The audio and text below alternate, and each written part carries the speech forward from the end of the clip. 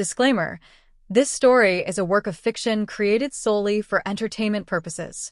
Any resemblance to real persons, living or dead, or actual events is purely coincidental.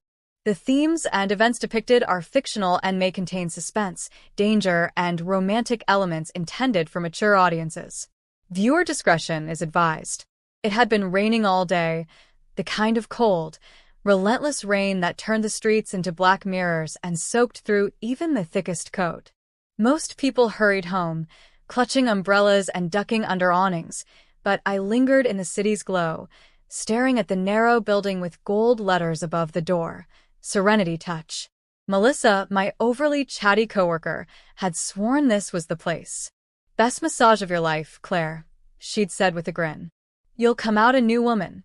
After the week I'd had, endless deadlines, a marketing pitch that had blown up in my face, and my ex's engagement announcement splashed across Instagram, I was ready for anything that might scrape the tension out of me. Inside, the air was warm, heavy with sandalwood and something faintly metallic, sharp enough to prickle my senses. A woman sat behind the desk, her posture perfect, her smile faint. Her eyes studied me for a beat too long. "You're Claire?" she asked, voice smooth but quiet. "Yes," I said, signing the clipboard. She slid toward me. She replied with a single nod, then pressed a small brass bell.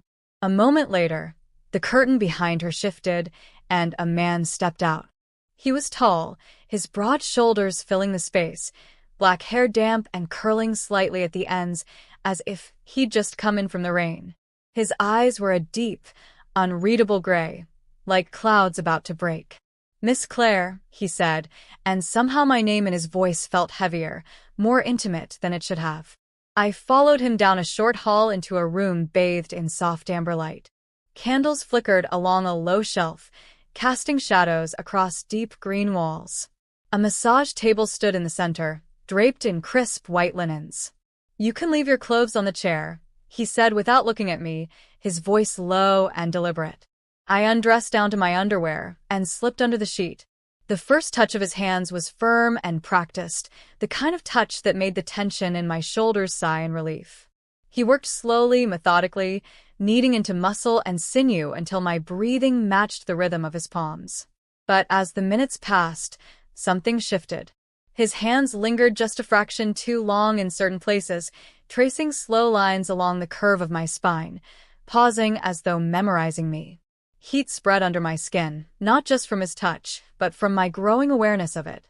"You carry a lot here," he murmured, pressing into the base of my skull. "I manage," I replied, eyes half closed. Then, softly, so close to my ear that I felt it more than heard it, he said, "Don't fall asleep."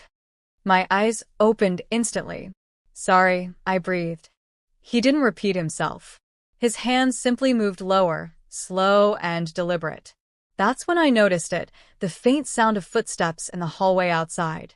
His head tilted ever so slightly toward the door before returning to me, his expression unchanged. A flash of lightning lit the room for a heartbeat, just long enough for me to see it, a scar across his right wrist, thin but distinct. I knew that scar. I'd seen it last week in a blurry police sketch on the evening news, a suspect tied to several disappearances. My pulse spiked. Every nerve screamed, "Leave." But before I could move, his fingers wrapped gently around my wrist. "Don't," he said softly, but the weight in the word rooted me in place. "Who are you?" My voice shook despite my effort to keep it steady. "I'm not here to hurt you," he said, locking his gaze with mine. "But if you walk out that door, you won't make it home." A chill ran through me that had nothing to do with the cool air on my bare skin. "This place," he continued, lowering his voice, "isn't a spa. It's a front. You don't know it yet, but the moment you walked in, you were marked." "What are you talking about?" I asked, my voice tight. He hesitated, then leaned closer, his breath warm against my cheek. "I'm here to stop them," he said quietly. "But now I have to get you out."